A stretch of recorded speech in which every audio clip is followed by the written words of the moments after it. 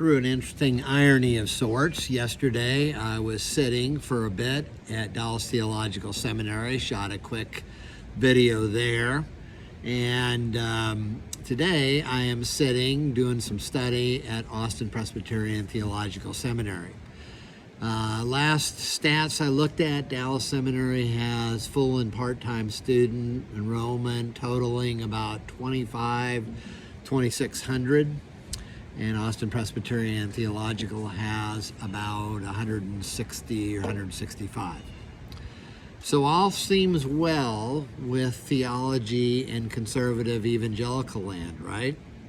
Well, not so fast. I think that we need to reconsider maybe that the numbers don't tell everything, and the numbers across the board as far as the amount of people going to seminary generally is going down. When we think about theology practically in churches, how many robust theological classes are really taught? Very few has been my experience. I've tried to do it myself, even through a Bible Institute at church years ago, and it was very reluctantly allowed, I should say, by the elders. And then really got on board with it, but we had over 100 people take classes. The first class had over 100 people take it, and hundreds after that. But still, theology was something that had to be persuaded as important.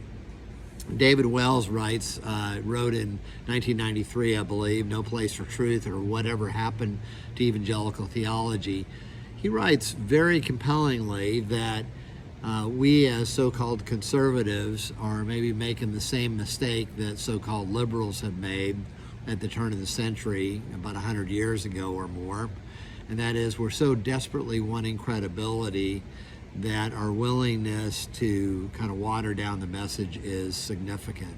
Now, obviously, we need to do credible work. We need to do our best work possible, but we also need to be willing to suffer the slings and arrows of being considered a fool for Christ's sake when we've done our best work, and it's not us being offensive, but it's actually the message. And so credibility is a good byproduct of excellent work, but compromise is not. So a lot to think about. Certainly the role of theology. Most Christians don't even know the distinction between what does it mean to be biblical and what does it mean to be theological. They're related but distinct. Much more can be said about that, but just some quick reflections about so-called conservative and liberal theology.